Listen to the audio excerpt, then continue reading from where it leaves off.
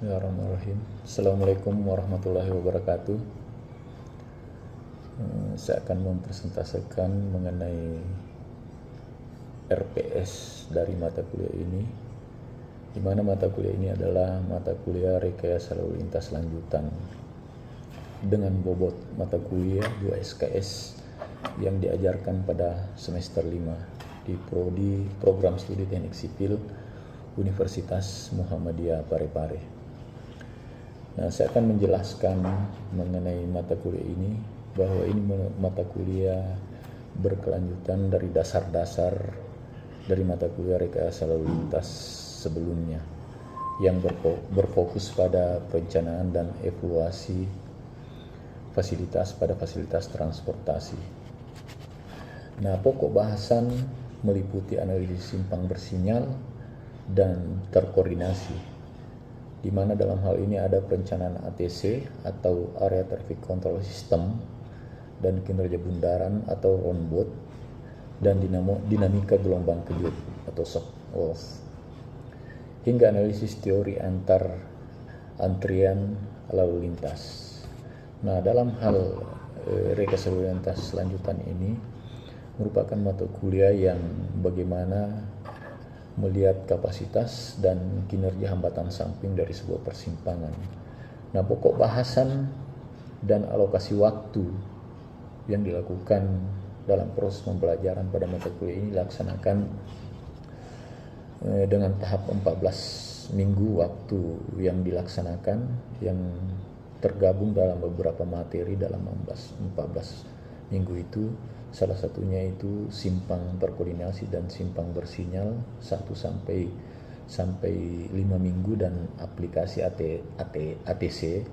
ATCS yaitu minggu ke-6 sampai minggu ke-7. Nah, ini merupakan, dan selanjutnya akan diberikan pemahaman bagaimana studi lapangan, bagaimana melakukan survei terhadap volume lalu lintas pada kondisi-kondisi lapangan.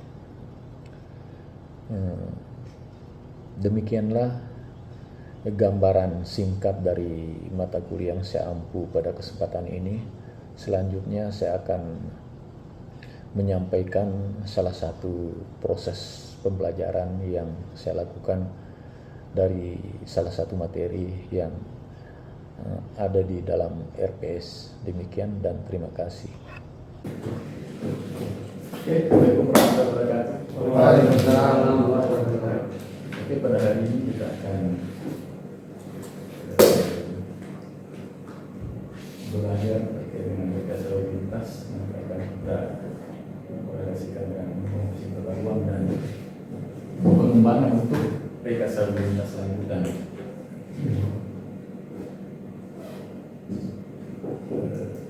Sebelum itu saya masuk dulu ke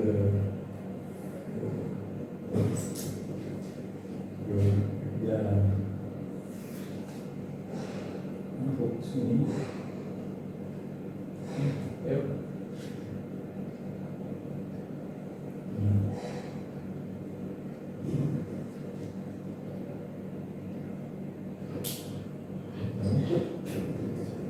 Geometrik jalan kemarin kan sudah dipelajari itu, ada 2 panduan kalau dipahami sebelum nanti masuk di jalan. Ada komposisi jaringan jalan, namanya jaringan jalan 2 jalur 2 arah, ada 4 jalur 1 arah, atau ada 2 jalur, ada terbagi, ada tidak terbagi. Nah, kalau kita masuk pada geometri jalan, ada ini kan sisi A, sisi B, sisi A, sisi B. Artinya kalau jalan 2 ruas, kita akan melihat bagaimana misalnya lebar dari koordinat sisi A 3,3, terus sisi B kira-kira dengan total. Nah, di bawahnya ada jarak antara kiri ke pendekat bahu. Nah, rata-rata kan itu trotoar 1,5 sampai 2 meter. Nah, inilah data utama. Nah, ini kan gambar potongan melintang. Kalau dia potongan melintang, dilihat dari sudut data potongan melintang. Nah, lalu lintas akan tidak jauh, akan tetap memberikan kinerja jalan atau kapasitas jalan yang bagus. Kalau sudah seperti ini, kok bisa saja berpeluang seperti ini. Nah, kembali ke seperti rencana tata ruang di perkotaan itu ada istilahnya pemukiman urban sprawl. Jadi ketika ada sebuah kota besar, maka orang masuk berimigrasi ke suatu kota, maka dia akan menjadi dalam istilah sebagai masyarakat urban sprawl, dia akan tinggal di pinggiran kota. Contoh misalnya kayak di Parepare. Ini Parepare kan berkembang, penduduk kota Parepare kan ada kampus. Itu bertebaran itu sepanjang misalnya ini dari Jalan Lopo ini bertebaran kan ada masuk ini kos-kosan. Jadi kalian itu statusnya sebenarnya penduduk urban sprawl, tinggal di pinggiran-pinggiran kota. Karena kalau mau menginap ceritanya mau kos-kosan di sekitar Pasar Lebesik pasti kan tidak ada. Ada pasti mahal. Jadi bertumbuhlah. Nah ini yang kadang memberikan gambaran bagaimana semerautnya pada sistem tata ruang yang berpengaruh ke transportasi yang dalam hal ini bagaimana pengaturan rekayasa lalu lintas. Nah, kalau saya mau berikan satu sampel kota, itu kan Parepare ada 4 kecamatan. Ada 4 kecamatan Parepare. Kalau kita mau melirik satu, ini yang kuning ini adalah urban terbangun, itu adalah bangunan-bangunan yang sekarang yang ada di kota Parepare, itu adalah fungsi ruang.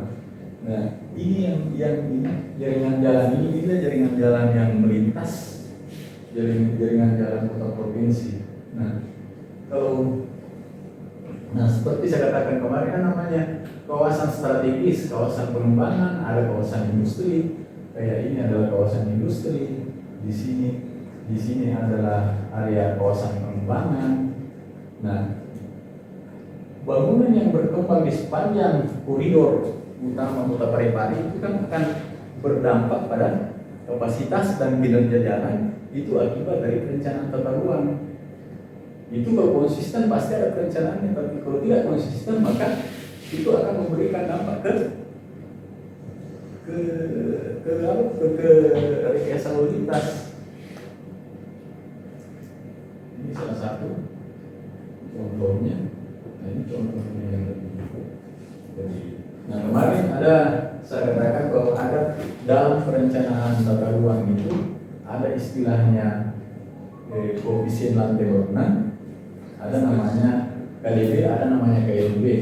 Nah, kalau saya memberikan data, memberikan informasi terkait dengan KLB, maka beginilah data yang ada di kota Parepare, data KLB 5,5 sampai sekian.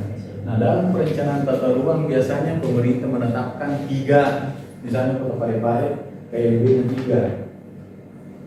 Dia tidak pernah mengurai bahwa kawasan seperti ini harus 1, kayak seperti data yang saya dapatkan seperti itu, harus 2, harus 3. Dia akan membuat pasal di dalam rencana tata ruang itu biasa 4 atau 3 berlaku untuk seluruh kota Parepare. Tapi persoalannya kita kan berhadapan dengan kinerja jalan. Misalnya kalau ke kota saja ke lapangan di Makassar lewat sini sore-sore pasti macet median, macet di sana. Itu kenapa bisa terjadi seperti itu? Karena di sini sepanjang di sini kan selalu macet. Mana? Di sini. Ini ke Sudirman, ini ke Wali Kota toh, di sini macet. Nah ini kan terkait dengan ini. Ini yang ke Jalan Lingkar, tembus di sini toh ini. Tembus di sini Jalan Lingkar. Ini kan sudah berkembang luar biasa di sini. Tata ruang yang konsep tata ruang yang dikembangkan ini sudah apakah sesuai atau tidak, yang jelas sudah bertumbuh di sini. Nah, akan memberikan pengaruh terhadap koridor-koridor ini. Ini pergi ke Makassar, ini yang dibawa kita, ini yang ke Makassar, ini yang di Soreang yang dibawa di Steinman. Ini Steinman. Ini Saloka-Raja, ini Jalan Lingkar. Nah, kalau diambil data berdasarkan tata ruang ini begini variasi. Nah, kita berharap ketika kita gabung antara rekayasa lalu lintas dengan perencanaan tata ruang, itu seharusnya bervariasi. Jadi misalnya kalau jalan lingkar yang masih kosong, situasi seperti ini. Tadi. Ini kan jalan lingkar, tak? Ini kan masih kuning di sini. Nah biar 100 kilo per jam di sana nih motor bisa. Pernah jalan-jalan ke sana yang tembus siapa orang Parepare? Yang tembus sana toh terminal Lumpuhe enak sekali di sana. Nah itulah yang kita harap bahwa dalam konsep rencana tata ruang berdasarkan transportasi dan kinerja jalan kita berharap ada distribusi. Jadi misalnya kalau zona 1, 2, 3, 4 misalnya zona 2 atau zona 4 ini hanya 0,2, ini sudah 1 mau ini juga dikasihnya kan jadi 1. Makanya dalam perencanaan tata ruang ini menjadi satu dasar analisis. Jadi nanti kalau baca tata ruangnya nanti masing-masing daerahnya dan diambil dasar tugas itu semuanya berbeda. Tidak tahu kalau Indrang berapa, Sidra berapa, Baru berapa, Endrang berapa, Indrang tidak tahu berapa. Nah sekarang kalau kita bahas terkait dengan rekayasa lalu lintas tata ruang dan rekayasa lalu lintas lanjutan, itu kan rekayasa lalu lintas itu tadi jalan perkotaan, jalan luar kota, jaringan, simpang bersinyal, parkir, persimpangan. Itu persimpangan kan itu ada analisisnya kita nanti di dari persimpangan bagaimana masanya sehingga menjadi simpang bersinyal. Simpang bersinyal itu lampu merah toh? Simpang naik menjadi simpang bersinyal. Dari simpang bersinyal masih susah, ya terpaksa kita kalau kita tidak bisa tekan ini berarti kita harus pelebaran jalan. Tapi bagaimana ceritanya kita mau pelebaran jalan? Mending pergi membangun jalan daripada pelebaran jalan. Nah kalau tanam pas di depan jalan itu tidak mungkin ganti rugi, pasti sudah ganti untung. Nah inilah sebenarnya kejadian jadi dasar pertimbangan untuk mengembangkan nanti untuk rekayasa lalu lintas lanjutan, maka harus kita kaitkan salah satu contoh ini. Rekayasa lalu lintas dalam hal ini adalah kinerja jalan, kita hubungkan dengan koefisien lantai bangunan, kita hubungkan dengan sistem jaringan, kita hubungkan dengan pemilihan moda, kita hubungkan dengan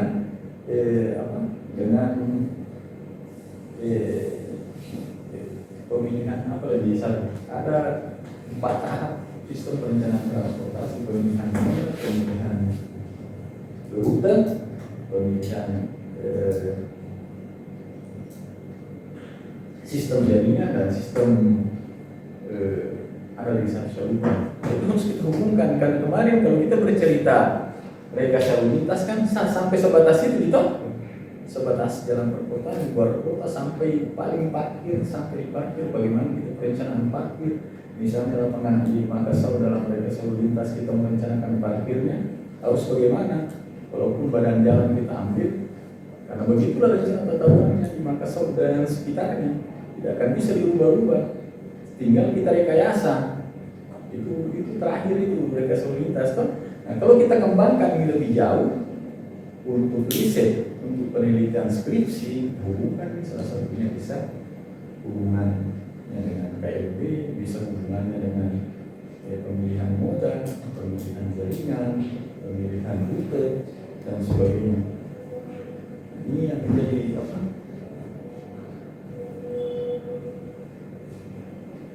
Nah kita contoh, saya berikan contoh antara bagaimana pengaruhnya ruang itu sebenarnya terhadap jaringan sistem transportasi. Ini diambil dengan model regresi spasial. Nah, kalau kita ambil dasar regresi spasial, maka kemarin kan saya katakan bahwa kalau kita jadikan Google Map menjadi navigasi, maka dia akan memberikan pilihan. Dan kalau kau memilih kadang ada pilihan bayangan toh, ada yang tenang, ada yang kabur. Berarti itu yang kabur itu bisa menjadi pilihan. Nah, kenapa itu Google Map bisa merencanakan jalan seperti itu untuk sebagai navigasi ke kita sebagai informasi? Karena dia akan akan memberikan sisa dari kapasitas dari teori lalu lintas, sisa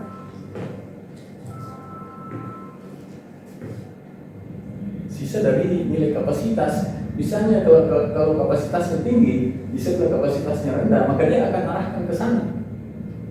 Karena kalau sudah melewati kapasitas, otomatis kan warna merah gitu, minimal orange, makanya diarahkan dari sisi kurang. Ya, cuma kita tidak tahu apakah di situ jalan tikus atau apa, yang jelas itu adalah ada sisa kapasitas itu bisa dilewati tanpa kita terhambat dengan kemacetan dan sebagainya. Nah, apa yang berpengaruh antara terang, antara biru, antara merah, orange dan kuning dengan yang buram itulah akibat dari tata ruang atau alih fungsi lahan yang ada di sepanjang jaringan jalan. Nah, makanya sangat penting hubungannya sebenarnya ini antara tata ruang, sehingga dikatakan jika kayak begitu ada di tata ruang nanti itu, kalau kau baca ada pasal atau butir yang terkait dengan satu unit KLB akan menaikkan nilai DS atau kapasitas itu 0,35. Makanya kalau kita naikkan terus tanpa ada pelebaran jalan, akan terjadi keruntuhan pada segmen-segmen jalan tertentu ketika terhubungnya antara perencanaan tata ruang yang tidak terkendali, jaringan jalan begitu saja berpuluh tahun. Ini permasalahannya pada lalu lintas, pada sistem transportasi. Inilah yang sebenarnya menjadi, ini salah satu data. Ini data ini kuning, ini merah, ini oranye.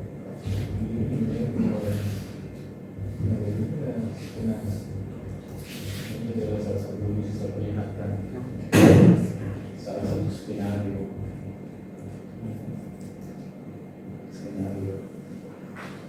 Misalnya ini salah satu bisa perlihatkan hubungannya skenario. Misalnya zona kawasan 1 segmen jalan yang sudah ada di kota, makanya kalau KLB-nya naik, nanti kalau mereka selalu lintas lanjutan, kalau hubungkan penelitian terkait dengan KLB, jadi nanti bisa simulasi kalau KLB-nya dijadikan 4, maka terjadi keruntuhan beberapa jaringan. Kalau merah ini berarti sudah macet itu jaringan jalan.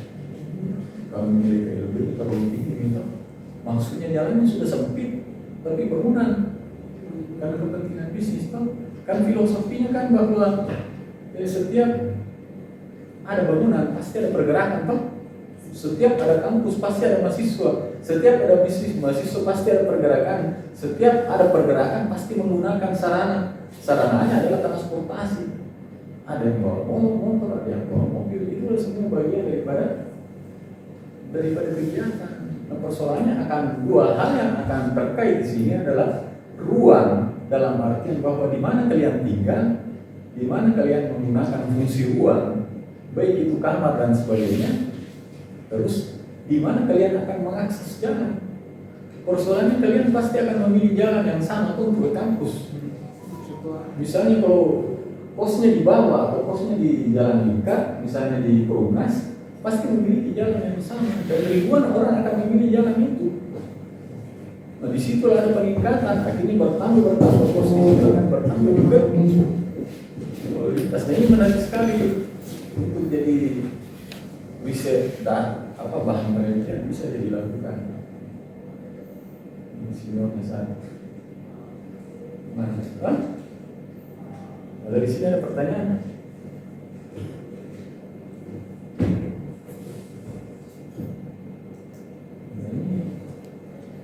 Analisis ini dari habis pasti jalannya begitu saja, mungkin tidak ada perubahan. Nah, padahal harus sesuai dengan jadi bangunan itu harus terbangun berdasarkan nilai kapasitas jaringan jalan, bukan ke kapasitas yang harus dilihat yang mempengaruhi perencanaan ruang atau bangunan. Jadi kita membangun itu harus konsisten bahwa ketika saya membangun hotel di sini, apakah mampu tidak untuk kita lakukan rekayasa lalu lintas atau tidak?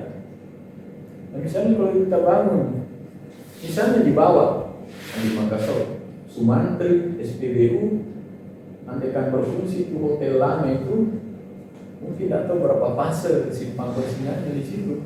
Tapi andaikan tidak ada Sumantri, tidak ada SPBU dan tidak ada bangunan di situ, untuk apa simpang bersihnya atau untuk apa lampu merah? Pasti tidak.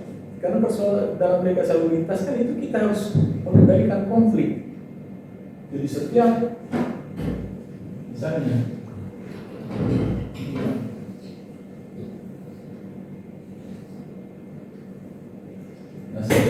kenapa kita dari persimpangan biasa ini ada persimpangan rumah sakit Sumantri kan? Dari sini SPBU misalnya bangunan ini. Kalau tidak ada bangunan ini untuk apa? Tidak butuh, biar ada persimpangan tidak butuh. Nah, sekarang karena kita keberatan tinggi dan bangunan sudah ada, kita bikin lampu merah untuk mengendalikan ini mau ke sini, ini mau ke sini, ini mau lurus, ini mau ke sini, ini mau ke sini. Ini semua pertemuan ini adalah titik konflik. Itu sebenarnya dia. Nah, kadang juga ada kayak seperti yang di Makassar persimpangan itu sampai masuk ke jalur 2 ada namanya belok kiri langsung. Belok kiri langsung itu juga harus ada persyaratan. Berasal dari sudut baru bisa belok kiri langsung. Belok kiri langsung minimal sampai minimal sekali 3,5 meter ini. Kalau kita bercerita sudut ini jalan harus kita garis lurus. Jalan itu harus begini, harus hilang di sudut. Baru bisa itu. Karena dari koefisien SMP satuan mobil penumpang itu kan badan jalan kan, badan mobil kan itu harus terpenuhi pada kesimpan pada belok kiri langsung. Tidak mungkin kau belok kiri langsung ke arah sini kalau tidak bisa masuk. Maka standar minimalnya itu 3,5 dari sini. Itu sudah konsepnya. Nah, persoalannya kalau ini sisi ini yang tidak terkendali, bagaimana caranya? Akhirnya muncul lagi nanti satu mata kuliah yang namanya andal. Sudah itu? Andal aling kau? Sudah menampilkan? Sudah tahu? Nah, andal aling itu ada terlahir karena adanya proyek pengerjaan yang ada. Kadang proyek besar itu pasti di daerah perkotaan. Nah, proyek besar itu apa dampak terhadap lalu lintas dan terhadap perubahan ruang? Pertama, bagaimana kondisi yang sebelumnya ada di proyek, bagaimana kondisi saat proyek dikerjakan, bagaimana pasca proyek selesai. Dalam artian bahwa ini proyek, misalnya kalau hotel berarti siklus keluar masuk berapa banyak sih kendaraan masuk di hotel ini yang sebelumnya tidak pernah ada. Nah, tidak mungkin setelah ada hotel ini ada juga proyek pelebaran jalan, kan tidak mungkin. Belum pernah perasaan terjadi di Indonesia bahwa dibangun hotel, lebarkan ke jalan. Tidak akan pernah tuh. Nah, pasti. Nah, sekarang kita lihat bagaimana setelah pasti. Di situ kan kalau 100 kamar, kalau 100 kamar ini 100 kamar, berapa penghuni, berapa pengantar, berapa kendaraan parkir. Nah, kalau di sini sudut hotelnya karena strategis, di mana pintu masuknya, di mana pintu keluar di sini lampu merah, keluar di sini antrian, keluar di sini sama. Nah, itu selalu menjadi persoalan kita di teknik sipil. Antara penggunaan ruang, fungsi ruang, perubahan fungsi ruang terhadap rekayasa lalu lintas, terhadap sistem transportasi. Akhirnya dalam rekayasa lalu lintas itu dibuatlah rekayasa lalu lintas lanjutan seperti yang tahap akhir yang kita kuliahkan menjadi mata kuliah pilihan, bahwa bagaimana rekayasa lalu lintas ini kita hubungkan dengan fungsi-fungsi ruang. Salah satu contohnya bagaimana rekayasa lalu lintas itu kita hubungkan dengan pemilihan modal, bagaimana kita rekayasa lalu lintas itu kita hubungkan dengan pemilihan jaringan. Karena selalu kan kita dalam pergerakan kegiatan sehari-hari, pertama mana tercepat, mana yang tidak bolong-bolong aspalnya, toh pasti itu dalam pikiran kita. Kita start dari rumah menuju kampus, mana yang tercepat, mana yang. Nah terus kalau kita nggak bawa roda 2, pasti kita bawa roda 4. Nah, itu saya katakan bahwa kadang itu yang menjadi kondisi yang sangat krusial antara integrasi antara tata ruang terkait dengan sistem struktur ruang dalam hal ini jaringan jalan dan sistem ruang struktur ruang kan sudah dijelaskan bahwa adalah bagian daripada sistem jaringan. Terus struktur ruang transportasi, bersih, ini. Baiklah, setelah saya telah menyampaikan tadi mengenai pertama adalah penjabaran mata kuliah berdasarkan RPS dari mata kuliah rekayasa lalu lintas lanjutan, dan setelah tadi saya menyampaikan salah satu proses pembelajaran dari salah satu materi yang telah saya sampaikan. Nah selanjutnya terakhir akan saya sampaikan mengenai sistem evaluasi yang kami lakukan selama ini. Pertama, UTS, ujian tengah semester itu kami memberikan bobot penilaian sampai 30%. Selanjutnya adalah tahapan berikutnya adalah tahapan pemberian tugas, survei, pemberian makalah, resume dan diskusi yang dilakukan baik di lapangan maupun di dalam kelas. Nah ini kami berikan bobot sebesar 40%. Nah ini persentase 40% ini tersebar dari minggu pertama sampai minggu ke-15 dari proses pembelajaran pada mata kuliah ini. Nah selanjutnya tahap akhir adalah UAS, ujian akhir semester, yang kami berikan bobot sebesar 30%. Sehingga semuanya mencapai 100% dari evaluasi pembelajaran yang kami lakukan di mata kuliah ini, rekayasa lalu lintas lanjutan, pada program studi teknik sipil Universitas Muhammadiyah Parepare. Demikianlah yang kami sampaikan, mudah-mudahan ada manfaatnya. Billahi fisabilillah. Assalamualaikum warahmatullahi wabarakatuh.